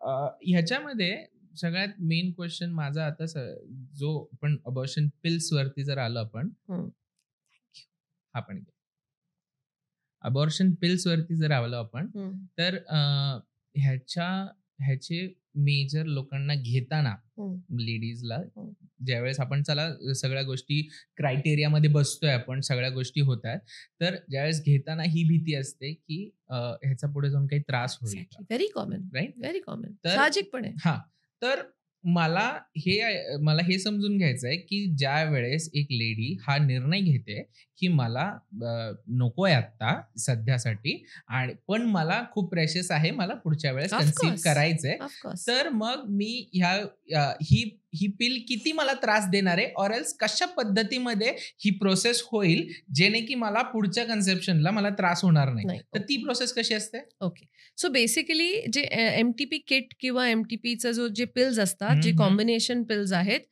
They are not impacting your future conceptions. Okay, हा, नॉट ॲट ऑल. कारण आता जे कन्सीव्ह झालंय ते पिल्स आहे ना खूप सेफ पण आहे, लाईक आय टोल्ड यू. आणि मिसकॅरेजेस जे होतात ना ते कसे होतात, गर्भ चांगले नसतात आणि नेचरच त्याला बाहेर. सो नेचरला नियम आहे सर्व्हायव्हल ऑफ द फिटेस्ट. चांगलीच गर्भ पुढे जातात.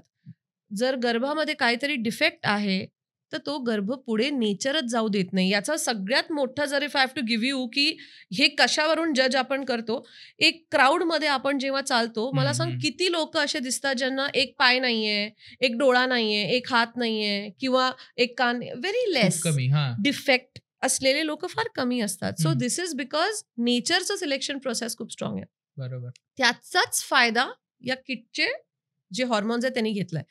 सो याच्यामध्ये काय होतं, तो प्रेग्नन्सी त्या इतकी नवीन स्टेजला आहे, डेव्हलप आता होती. आता त्याच्यात किती वेळा जीव आलेला पण नसतो. ओके, आणि त्याच्यात जीव येणार, मग तो ब्रेन डेव्हलपमेंट होईल. तर त्या सगळे व्हायचे आधीच ती पिल जाऊन तो जो हॉर्मोन आहे तो त्या प्रेग्नन्सीचं कॅल्क्युलेशन किंवा त्याला स्पॉइल करून टाकतो. बरं. मग दुसरी जी सेट आहे, जो सेकंड पार्टनर आहे त्याचा, तो काय करतो की इव्हॅक्युएट करायला युटरसला मदत करतं. म्हणजे कुठे गेलं, एक तर गर्भावर, दुसरं युट्रसवर. बरोबर. बाकी ते कुठेही टेक्निकली जात नाही. So it does not disturb your hormones, it does not disturb your cycles, neither it changes anything in your fertility. So fertility हा MTP किट घेतल्याने ऍक्च्युली हॅम्पर होत नाही. पण मानसिकता जी लोकांची बदलते, which I have observed, okay, this is based on my observation, की एखाद्या कपलनी जर का, specially if they are married, एखाद्या कपलनी जर का अबॉर्शन केलंय आणि त्यांना 1 वर्षानंतर त्यांना प्रेग्नन्सी पाहिजे, एकतर ते स्वतः डिसाईड करतात की आत्ता आम्हाला पाहिजे. दुसरी गोष्ट, ते जे मागे एपिसोड झालाय जे त्यांनी अबॉर्ट केलं होतं, त्याचं बॅगेज त्यांनी माइंडवरून काढलेलं नाहीये. It's a guilt. ओके, ती कितीही नाही म्हणो, पण त्या फिमेलला तो एक गिल्ट येतो, किंवा गिल्ट जरी नसेल, एक डाऊट की मी पिल्स घेतले होते, मी अबॉर्ट केलं होतं, तर मला परत राहील का? हा प्रश्न जेव्हा आला ना, की मला परत राहील का, that question itself creates that stress on her mind. तर तो जी एक मानसिकता तिची एक नेगेटिव्ह नोटवर जाते, is actually the reason why they have sometimes difficulty in conceiving. Okay, now this happens, irony बघ, खरंच हे मॅरिड कपल्समध्ये होतं. म्हणजे मॅरिड कपल माझ्याकडनं पिल घेऊन जातात, 1 वर्षाने they are responsible. Me of course त्यांना सगळं काउन्सिल करते, कॉन्ट्रासेप्टिव्ह ॲडवाईस देते की परत असं होऊ देऊ नका, अबॉर्शनची वेळ येऊ देऊ नका, हवं तेव्हाच ठेवा. सो हे सगळं पाळून नेक्स्ट इयर तेव्हा येतात, आत्ता आम्हाला पाहिजे. एकतर इम्पेशंट त्यांच्या टायमिंग अनुसार, दुसरं तो माइंडवर तो पहिला एपिसोड. सो समटाइम्स त्यांचा कन्सेप्शन थोडा डिले होतो, नाही होत असं नाही, पण डिले होतो. हे एक भाग झाला. दुसरंच कपिल अनमॅरिड वर्षातनं 3दा येऊन पिल घेतं. ओके, सेम पिल हिने पण खाल्लंय, सेम पिल तिने पण खाल्लंय, पण तिला बिनधास असल्यामुळे तिच्यावर काही परिणाम होत नाही, आणि परिणाम हिच्यावर होतो. हालाकी हिने 1 घेतलंय, तिने 3 घेतले. So it is not the pills basically. जर का पिल्समुळे कुठेही फर्टिलिटी हॅम्पर झाली असती, सो इव्हेंच्युअली ते कळलं. एकतर अशी पिल्स तर होणार पण नाही, because we are losing a very major thing उस चक्कर में, which will not happen, but they are really safe. तसं काही होत नाही.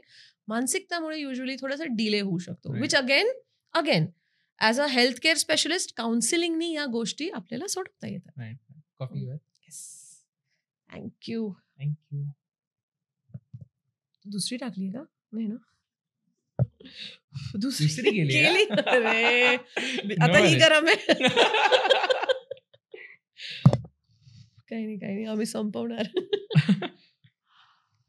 ह्याच्यामध्ये तुम्ही म्हणताय की एक कपल 3-4 म्हणजे एक कपल 3 वेळा येत आहे ह्याच्यासाठी, अबॉर्शनच्या पिल्ससाठी, आणि एक कपल खूप प्रयत्न करत आहे. तर ह्याच्यामध्ये तुमचं म्हणणं असं आहे की लोकांना ज्या वेळेस पाहिजे त्यावेळेस मिळत नाही, तो वेटिंग पिरियड त्यांना थांबता येत नाही, त्यामध्ये अशामध्ये इम्पेशंट होऊन जातात, त्याच्यामुळे डिले होऊ शकतो हेल्थ वाईज त्याच्यामध्ये.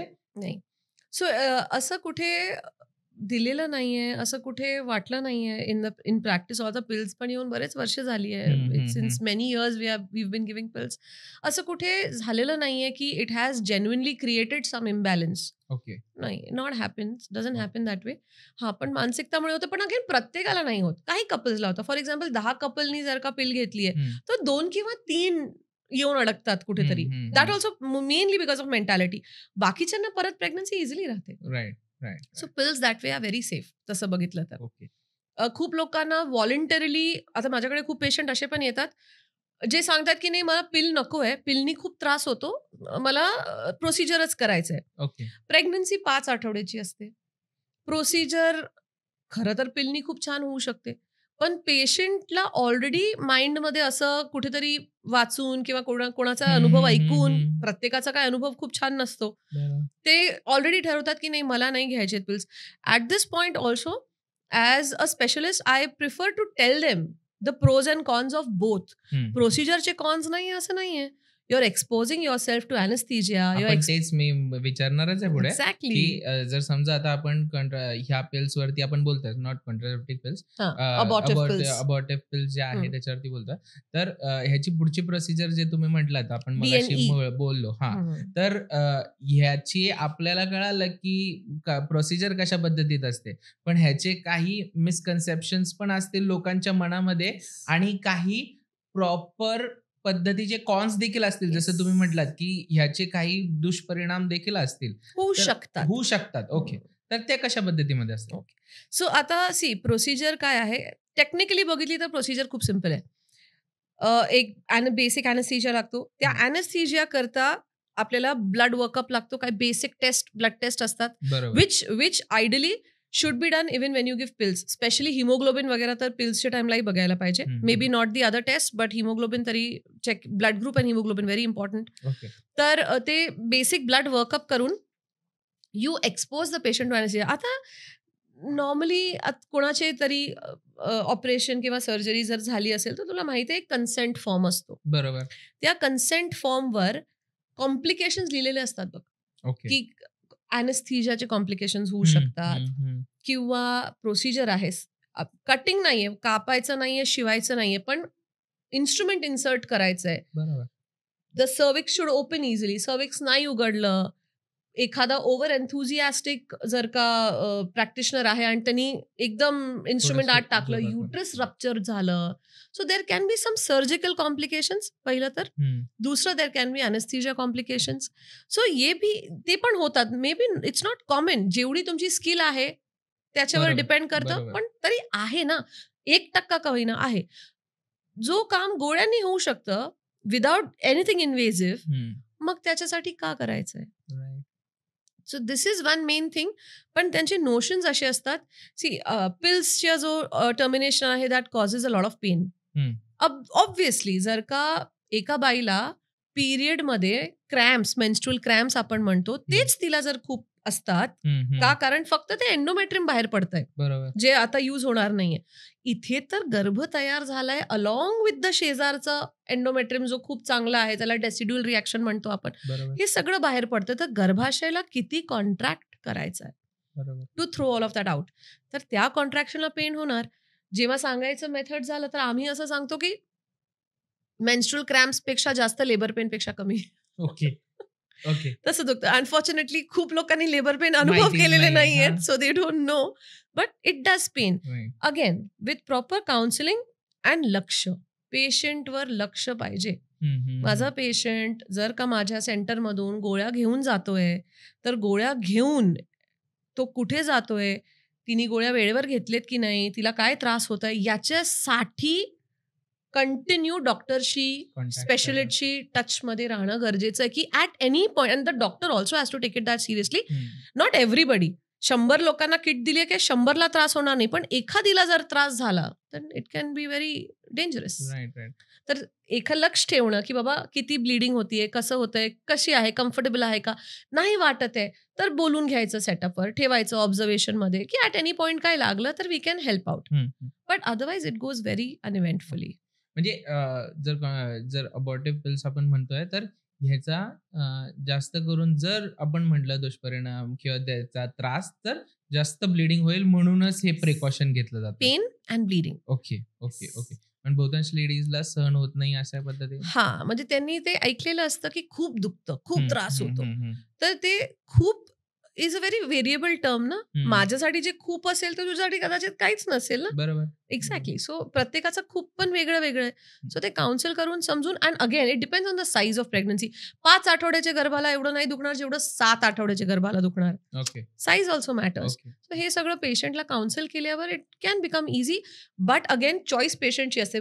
Genuinely if a patient tells की नाही आम्हाला पिल्स नकोच आहे, मग आपल्याला डीएनई करावी लागते. Okay. You have to ultimately respect their decision. But त्यांना त्याचे पण गोष्टींचे प्रोज अँड कॉन्स सांगितलेले असतात, कसे असतात आणि काय. फर्टिलिटी वाईज डीएनईचाही कुठलाही प्रॉब्लेम नाहीये. So only thing is at that event, in that procedure काय होऊ शकतात ज्या गोष्टी, ते आपल्याला त्यांना कल्पना द्यायची असते. ते होतातच असं नाहीये, होऊ शकतात. And post that once the procedure is done, patient is discharge in 2-3 hours. 2-3 तासात पेशंटला डिस्चार्ज दिला जातो. मला विचारायचं होतं की प्रोसिजर किती वेळाची असते, म्हणजे पूर्ण टोटल 15 मिनिटं, 15-20 मिनिट्स मॅक्सिमम. आणि त्यासाठी admission yes it's a day care admission. Day care म्हणतो आपण त्याला. डे केअर ऍडमिशन म्हणजे बिफोर द प्रोसिजर ऍटलीस्ट 2-2.5-3 तास ऍडमिट करतो पेशंट. एनबीएम पाहिजे, म्हणजे न खाल्लेलं 6 तास 8 तास एनबीएम पाहिजे. त्याच्यानंतर प्रोसिजर झाल्यानंतर पण स्ट्रिक्ट मॉनिटरिंग असते फॉर 2-3 hours, कारण ब्लिडिंग किती होतीये. ब्लिडिंग व्यवस्थित कमी झाली आहे, काही त्रास नाही आहे, patient can be discharge the same day in the evening. But कुठल्या केसेसमध्ये जर असं वाटतं की नाही आपल्याला पेन तिला जास्त होतं किंवा ब्लिडिंग तिला जास्त होतीये, you have to keep the patient under admission until she is fit for discharge. Okay. ह्याच्यामध्ये मी फक्त एक कॅज्युअल विचारतोय, हे ब्लिडिंग त्यावेळेस खूप होतं ज्यावेळेस हे करतात when we are doing it? No. हां. So it is a suction method. याच्यामध्ये काय आहे, म्हणजे सक्शन. ह्याच्यामध्ये कटिंग बिटिंग नसते. जसं जर आपण म्हटलं, मला वाटलं की पूर्ण केस कसे काढतो आपण त्याचे खोऱ्याने काढल्यासारखं. नाही. एक टनल आहे. हां. त्या टनलच्या आत जायचंय मला. हां. माझ्याकडे एक इन्स्ट्रुमेंट आहे जो तिकडचं सगळं सक करून बाहेर काढून घेणार. ओके. ओके. फक्त त्या टनलमध्ये एंट्री करायला मला तो टनलचा दार उघडायचा आहे. बरोबर. तो दार उघडायचाला डायलेटेशन जे आपण म्हणतो, सर्वायकल डायलेटेशन, तो आहे प्रोसेस. आणि त्याच्यानंतर you just have to put one cannula inside and it comes out. Okay. फार ते फार नाही निघालं कॅन्युलानी सगळं तर क्युरेट नावाचा एक इन्स्ट्रुमेंट असतो, त्याला युट्रसची वॉल स्क्रेप करायचे, म्हणजे काही शिल्लक नको राहायला. ओके. That's it. ओके. जर समजा आपण आता असं म्हटलं की एकाने निर्णय घेतलेला आहे अबॉर्टिव्ह पिल्स घेण्याचा वगैरे, तर ह्याचे काही फेलियरचे चान्सेस वगैरे असतात, तर मग ते कसे वर्क करतात किंवा त्यामध्ये काय पुढची प्रोसिजर असते मग? करेक्ट. सो सगळे गर्भ सगळ्या क्रायटेरियामध्ये पिलसाठी बसतंय. ठीक आहे. तरी can it fail? Yes, it can fail. Okay. Pills can fail. कसं? 2 लोकांना ताप आलेला, दोघांना तापाची गोळी दिली. पिल अबॉर्शन नाही करत आहे, पिल बॉडीला करायला लावतीये. करेक्ट. दोघांना तापाची गोळी दिली, एकाला फरक पडला, एकाला फरक नाही पडलं. So the body did not respond to the drug. Okay. Correct. इथे पण हे जे आहेत पिल्स ते एक पर्टिक्युलर ड्रग्ज आहेत. करेक्ट. बॉडीने त्याच्यावर जर त्या पॉझिटिव्हली रिस्पॉन्ड नाही केलं, so it will not act. Okay. It's rare, it's not common, but होऊ शकतं, डेफिनेटली होऊ शकतं. दुसरं, this is called age failure, म्हणजे त्याच्यावर ऍक्टच नाही झालं. Under such circumstance, again there are different thoughts of different practitioners. Should the pills be repeated again or should they not be repeated again? I think it is a call on each case and each doctor. पण समजा नाही pills, मग DNE is the other option. Okay. एकदा fail झाली काय guarantee परत नाही होणार. बरोबर. So it depends on each one how they think. प्रत्येक डॉक्टर करत नाही, रिएक्टच करत. एक्झॅक्टली. तर डिपेंड्स ऑन दॅट सर्कमस्टन्स, त्या मोमेंटला काय निर्णय घेतलं योग्य राहील, और DNE is the option for that. दुसरं, आता समजा गर्भ थोडंसं मोठं साईजचं आहे, 6 आठवडे 7 आठवडे वगैरे किंवा 8 वीक्स आहे. अँड 8 वीक्सला काय आहे ना की it's a bigger pregnancy, bleeding खूप होते. एखाद्या पेशंटच्या बॉडीला तेवढी ब्लिडिंगची सवय नाही किंवा हिमोग्लोबिन तेवढं अप्रोप्रिएट नाही, बॉडीला नाही वाटत आहे की नाही ब्लीड करायचं मला, एकदम ठप बॉडीने अर्ध प्रोसेसमध्ये ब्लिडिंग थांबून दिली. Some products of conception are left inside. Uterus मध्ये काय राहून गेले. This is called as incomplete abortion. Okay. आता if you ask me personally, we have seen that 8 weeks मध्ये, 8व्या आठवड्यामध्ये युजली इनकम्प्लीटचे चान्सेस जास्त असतात. ओके. ज्यावेळेस 8व्या आठवड्यामध्ये तुम्ही ट्राय करता, पिल्स जेव्हा दिले जातात. ओके. 9 वीक्स पर्यंत लिगल आहे, पण 8th वीक जो आहे की 8 वीक्स 3 डेज आहे, 8 वीक्स 4 डेज आहे, तेव्हा there are more chances of incomplete. Again हे सगळं इव्हॅल्युएट करून मग डिसिशन डॉक्टरनी घेतलं पाहिजे की द्यायचंय की नाही द्यायचंय. And if it fails, incomplete abortion झालं, तर परत DNE, आता DNE नाही होणार कारण अबॉर्ट तर झालेलाच आहे, म्हणजे it's not a life pregnancy anymore, तर DNC म्हणजे क्लिनिंग ऑफ द युट्रस. मग ते करून ते प्रोडक्ट्स बाहेर काढावे लागतात. So yeah there are certain aspects where it can fail. Point हे आहे की असं होणार म्हणून गोळ्या घ्यायचे नाही का? No, it's not that. पेशंटला हे सगळी माहिती पाहिजे. आणि प्रत्येकाला नाही होत, एखादा लाखमध्ये एखादी केसमध्ये असं होतं. It's not very common, not at all very common. So या 2 गोष्टींमुळे पिल्स चांगले नाही आहेत, घ्यायचे नाही, should not be decide. Lot of people decide that way also, which I don't think is right. I think it's a very convenient method to achieve termination. ह्याचं जर जसं तुम्ही मला आता एक्सप्लेन करताय, त्याच्यामध्ये मला ही क्लिक झालं की ह्याला असं म्हणू शकतो आपण, या 2 मेथड ज्या आहेत पिल्सनी आणि DNE मध्ये, तर म्हणजे ह्याच्यामध्ये असं असेल की जे मॅन्युअल वर्क आहे तो सगळा पिल्स करते, बरोबर. Exactly. आणि मॅन्युअल, मगाशी मला तेच म्हणायचं होतं की मॅन्युअल वर्कमध्ये थोडेफार ह्युमन एरर्स असू शकतात, ह्या गोष्टीमध्ये तसे ह्युमन एरर्स नाही आहेत जास्त करून. नाही. आणि जर आता जसं आपण म्हणतो या 2 पद्धतींबद्दल, तर ह्यांचे सक्सेस रेट्स जर आपण पर्सेंटेज वाईज विचारले तर कशा पद्धतीमध्ये असतात? ऑफकोर्स DNEचा 100% असणार आहे. Exactly. तर पिल्सचे काही पद्धतीमध्ये जनरल सगळ्यांचा ओव्हरव्ह्यू Still, it बघता is about 95-98% है. Like I Okay. said, it's very rare. Okay. खूप lesser times incomplete. Again, केसवर डिपेंड करतं. So hmm. प्रत्येक डॉक्टरचं स्वतःचा experience in terms of success rate वेगळा आहे. बरोबर. So depends on how people give pills also ना. माझ्याकडे खूप पेशंट असे येतात ज्यांनी पिल्स घेतलेत, पण पिल्सची पद्धत कुठल्या तरी दुसऱ्या डॉक्टरची वेगळी आहे, which because of which it has failed. So like I said, हे प्रत्येकाचे स्किल आणि अनुभववर, experience and how you give pills याच्यावर डिपेंड करतं. म्हणजे पद्धत जरी चुकली तरी होऊ शकतो. या इट विल फेल. अरे बापरे. तर काही डॉक्टर ओरली हा. म्हणजे तोंडाने खायचे असतात, हा. काही डॉक्टर वजायनल इन्सर्शन्स म्हणजे आत ठेवायचे असतात गोळ्या, असं पण Okay. सांगतात. So depends. आता somebody might fail in somebody might succeed. तर प्रत्येक डॉक्टर स्वतःची मेथड स्वतः डेव्हलप करतो. ही मला आता तुम्ही एक नवीन टर्म झाले, ह्याच्यावरती मला पुढचा प्रश्न हा असेल की वजायनल इन्सर्ट वाले पण वेगळ्या पिल्स असतात का? सेम पिल्स, किट सेम आहे, पद्धत फक्त ऍडमिनिस्ट्रेशन मेथड इज चेंजिंग. मग ते म्हणजे बॉडी त्याला रिॲक्ट कशी करते? ज्यावेळेस आपण खातो त्यावेळेस ते केमिकल डिझॉल्व्ह होतं. इव्हन वजायनली पण डिझॉल्व्ह होतं. हो का? Yeah. आणि मग तिथून मग डायरेक्ट सिग्नल जातो असं म्हणता येईल का? जी पहिली गोळी आहे ती तर तोंडानीच खायची असते. जे सेकंड सेट ऑफ पिल्स आहे दॅट इदर ओरल किंवा वजायनल इन्सर्शन्स कॅन बी डन. तर ती जी आहे ना, सर्विक्स ओपन करण्याकरता आहे, युट्रसला कॉन्ट्रॅक्ट करण्याकरता आहे. So that sometimes after vaginal insertions fails. Okay. But same thing might fail orally also. Okay. So असं काही नियम नाहीये. बट लाईक आय सेड, प्रत्येक डॉक्टर तो डेव्हलप करतो. फॉर एक्झाम्पल, आमच्याकडे आम्ही वजायनल इन्सर्शन नाही देत बाय रूल. एक प्रोटोकॉल सेट आहे, तोच प्रोटोकॉल आम्ही फॉलो करतो. म्हणजे as per your experience your saying की वजायनल इन्सर्ट वगैरे मला माहिती नव्हता म्हणून मी तो प्रश्न विचारला लगेच त्यामध्ये.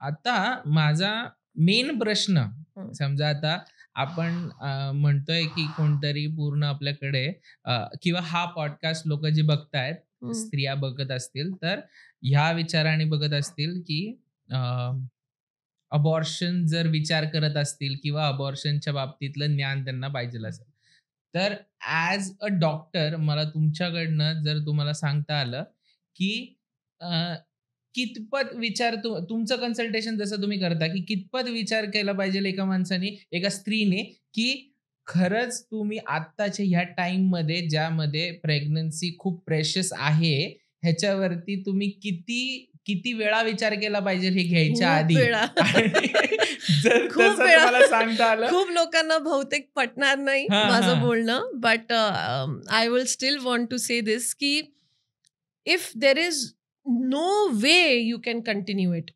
कुठलाही कारण असू शकतो मग की तुम्ही नाहीच कंटिन्यू करू शकत, in terms of your social status, in terms of your financial status, emotional state, तुम्ही नाहीच, it's a big no, only then abort. Right. But if you can work your way, तुम्ही जर काही करून you can work your way and have the baby, then please don't abort. दुसरं, जो मी माझा पेट line पण आहे खूप, जर तुम्ही पुढे चान्स घेणार आहात तर आत्ता अबॉर्ट करू नका. Okay. Which is a very common thing set to us these days by married couples की आम्ही आत्ता प्लॅन नाही करत आहे, आम्ही आत्ता नाही, पण अभी रह गया आहे ना naturally. It's like a gift आलेलं आहे ना, मग आत्ता तुम्ही अबॉर्ट करू नका. हा, पण अगेन ॲज अ डॉक्टर आम्ही सजेस्ट करू शकतो, but we have to respect the patient's decision. कारण प्रत्येकाची घराची परिस्थिती, आयुष्याची परिस्थिती, फायनान्शियल परिस्थिती, of course raising a baby is not a joke. बरोबर. हे प्रत्येकाला स्वतः माहीत असतं. तर खूप लोक असे, खूप माझ्याकडे फिमेल्स आहेत जे खूप कष्ट करून, त्यांना एखाद्या एक्झाम देऊन, हे करून, they have just got a job ज्याच्यासाठी त्यांनी खूप मेहनत केली आणि बाय चान्स तेव्हाच ते कन्सीव्ह झालेत. जिस चीज के लिए इतनी मेहनत की है, अब नाव त्यांचं पण चुकीचं नाहीये. ते want to give 100% to the pregnancy also. त्यांना गर्भाला पण बेबीला पण 100% द्यायचंय. आणि आता जी मेहनत करून हातात आलाय त्यालाही 100% द्यायचंय. It's sometimes impractical. So yes, decision त्यांचा असतो. पण as a doctor V advice, कारण आम्हाला बाकीच्या गोष्टी पण आम्हाला खूप माहित असतात. नाही, मी तेच म्हणलं, कारण की डॉक्टर ॲज अ डॉक्टर तुम्हाला माहिती आहे की आजकाल फर्टिलिटी या फील्डमध्ये ऑर एल्स या सगळ्या गोष्टींचा ओव्हरव्ह्यू तुम्हाला माहिती आहे की लोकांमध्ये काय नेमके प्रॉब्लेम्स होत आहेत. आणि जर तुम्हाला समजा नाही का आपण म्हणतो की प्रत्येक जण हात समोर करून उभा आहे आणि तो देव ज्याच्या हातात टाकतोय पैसा तर त्याला मिळाला तर त्याने घ्यावा तो, हे माहिती असतं तुम्हाला. एक्झॅक्टली हीच फील येते.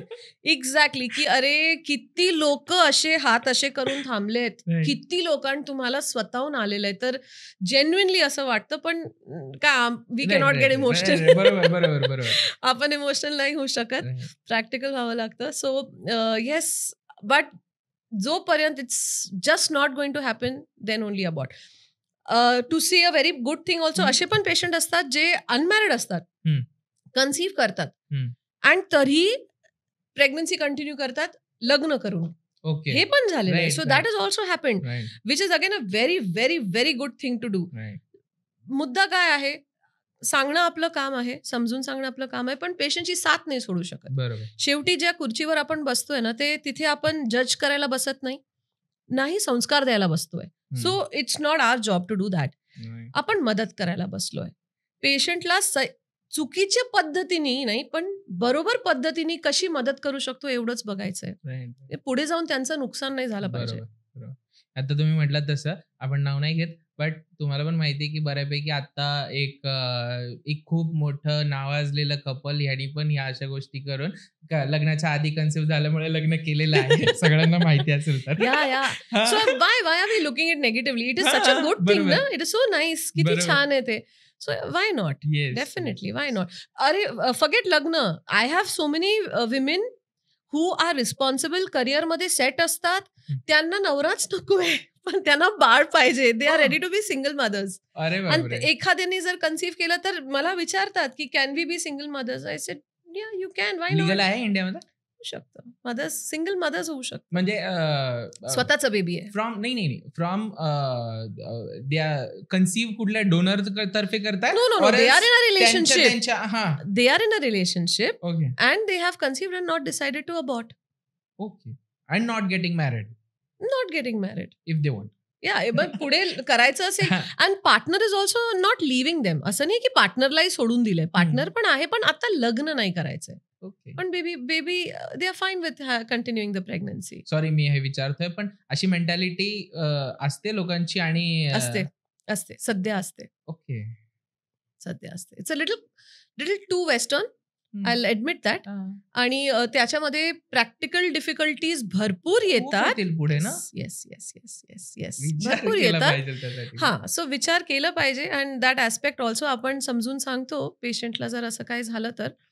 But yeah there are certain people who are ready to endure everything. Sorry, मी हा आत्ताचा जो पॉइंट आहे मी जज केला आणि तो माझ्या चेहऱ्यावरनं पण दिसला असेल सगळ्यांना. बट प्लीज सॉरी त्याबद्दल, खरंच सॉरी. आणि प्रत्येकाचं आपापलं हे असू शकतं. एक्झॅक्टली. या totally sorry about it. So असं जर म्हणतो आपण, why should a female need a husband? She needs a partner to get pregnant. That is, of course, the natureच तसं आहे. Okay, but why does she need a husband to be a mother? And why does a man need a wife to be a father? Unfortunately, I feel bad for men. मला खरंच वाईट वाटतं की स्वतःहून नाही करता येत जेन्युइनली. आणि आता तर अडॉप्ट पण नाही करता येत. नाही, आता नाही, आधीपासूनच नव्हतं करता येत. आय थिंक सो आधी तरी होतं, मध्यंतरी झाले होते, पण लिगली आता तर नाहीच करतायत. सिंगल फादर्स नाही करतायत. म्हणजे कोर्टच आपलं हे करत नाही. डिवोर्स नंतर पण आता एक आमचा पॉडकास्ट झाला त्याच्यामध्ये पण हाच विषय झाला की डिवोर्स नंतर वडिलांकडे खूप क्वचित मुलं जातात किंवा आणि मुली तर जातच नाही, वडिलांकडे पाठवतच नाही, कोर्टच पाठवत. इट इज व्हेरी सॅड ना. But father is a different emotion, husband is a different emotion all together. दोनों अच्छे हो जरूरी नहीं है. फादर अच्छा हो सकता है, भले हस्बैंड अच्छा ना हो. राइट बरोबर आहे, अगदी बरोबर आहे. इन शॉर्ट सांगायचं आता हा मुद्दा होता की जर तुम्ही हा पॉडकास्ट एक अबॉर्शन साठीच एक इन्फॉर्मेशन म्हणून बघत असाल तर खूप छान आहे. बट मॅम जसं म्हटलं तसं की जेवढं तुम्हाला ट्राय करता येईल टू कन्सिव्ह, तुम्ही ही जी प्रेग्नन्सी आहे कंटिन्यू करता येईल तेवढं कंटिन्यू केलं पाहिजे. आणि त्यानंतर जर खूपच प्रॉब्लेम्स आपल्या समोर तुमच्या समोर आहेत आणि त्यानंतर तुम्ही हा निर्णयच घेतलेला आहे की आपल्याला अशा पद्धतीमध्ये पुढे जायचंय, याबद्दलचं काम अबॉर्शनचं काम करायचंय, तर मग त्यानंतर तुम्ही अशा पद्धतीच्या गाईडलाईन्स फॉलो करून एक चांगल्या डॉक्टरला कन्सल्ट करून ऑर एल्स तुम्ही मॅमला कन्सल्ट करून, जसं की तुम्हाला डिस्क्रिप्शनमध्ये सगळे डिटेल्स मिळतील मॅमबद्दल, तुम्हाला जर कन्सल्ट करायचं असेल मॅमला तर तशा पद्धतीमध्ये तुम्ही फॉलो करू शकता, त्या गोष्टी प्रोग्रेस करू शकता, त्या गोष्टीबद्दल तुम्ही निर्णय घेऊ शकता. अँड खूप धन्यवाद, तुम्ही आपल्या पॉडकास्टवरती आलात आणि या विषयाबद्दलचं अवेअरनेस म्हणूयात आपण, किंवा या विषयाबद्दलची जी लोकांना गैरसमज लोकांच्या डोक्यामध्ये खूप आहेत, त्याबद्दल खूप छान पद्धतीमध्ये तुम्ही नॉलेज द्यायचा प्रयत्न केला. आणि मी पण जेवढे मला होतील तेवढे प्रश्न आणि जेवढे लोकांच्या मनामधले प्रश्न असतील तेवढे विचारायचा प्रयत्न केला. आणि काही राहिलं असेल तर आपण होप सो मॅम परत पण येतील आपल्याकडे आणि आपण त्यावेळेस विचारूयात. तुम्हाला वाटत असेल काही प्रश्न राहिले तर ते डिस्क्रिप्शन मध्ये नक्की टाका, आपण पुढच्या वेळेसच्या पॉडकास्टमध्ये नक्की मॅमला विचारायचा प्रयत्न करूच. Definitely. Thank you so much Sahil, मला बोलवलं इथे आणि माझे विचार किंवा माझे जे काय अनुभव आहे ते मला मांडायला एक प्लॅटफॉर्म दिला असं म्हणता येईल मला. पण वन थिंग मलाही सांगायचं आहे की unless and until it is absolutely necessary to abort, then only abort. तोपर्यंत अबॉर्ट करू नका. दुसरी गोष्ट, nobody is sitting here to promote abortions. बरोबर. हे पण I want to make this also clear. But जे केसेस होतात ते होतात, त्याला we cannot do anything. So use your mind and your decisions very wisely. Right. Thank you, तुम्ही आलात याबद्दल. Thank you so much. तुम्हाला पॉडकास्ट कसा वाटला हे कमेंट्स मध्ये नक्की टाका. आणि अजून कुठले इन्फॉर्मेटिव्ह टॉपिक्स वरती तुम्हाला पॉडकास्ट आवडतील बघायला हे देखील सजेस्ट करा. आणि लाईक, शेअर, सबस्क्राईब करायला विसरू नका. तुमच्या फ्रेंड्स, फॅमिली सोबत शेअर करायला विसरू नका. ह्याचा खूप मेजर टॉपिक आहे आणि खूप अवेअरनेस खूप कमी आहे या टॉपिक बद्दल. तर प्रत्येक लेडीपर्यंत हा टॉपिक जर गेला तर आपण असं म्हणूयात की आपल्या या पॉडकास्टने काहीतरी साध्य केलं.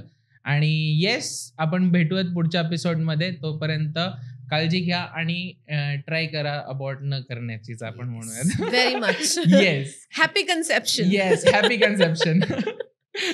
चलो, will see you in the next episode. Bye bye. Yes, thank you.